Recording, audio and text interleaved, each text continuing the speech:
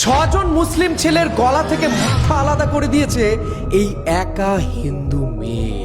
আসলে বেনারসের একটা ঘটনা, একটা মেয়েকে বারংবার এই ছজন মুসলিম ছেলেরা প্রচন্ড পরিমাণে জ্বালাতন করছিল।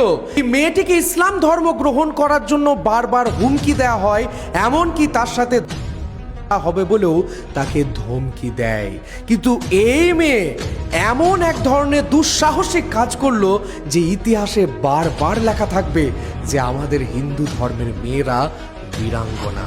সে একটা চাল চাললো এবং ওই ছজন ছেলেকে একটা ফাঁকা জায়গায় ডাকলো, কিছু না বলে একটা ধারালো অস্ত্র দিয়ে একের পর এক ছেলের মুন্ডু করে দিল এবং ওই মুন্ডুগুলোকে নিয়ে চলে গেল মা কালীর কাছে এবং মা কালীর কাছে সমর্পণ করে দিল।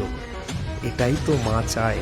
যেই সমস্ত দস্যুরা, যেই সমস্ত পশুরা মেয়েদেরকে করব বলে, মেয়েদেরকে অত্যাচার করব বলে, সেই মেয়ে তার জবাব দিল।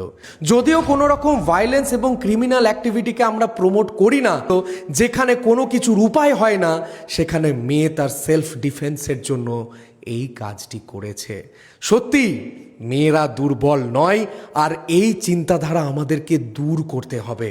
আর এটাই তো স্বয়ং মা কালী চায় যে সেই শত্রু, সেই অসুর, তাদের দমন চায়, তাদের রক্ত মা কালী স্বয়ং পান করেন।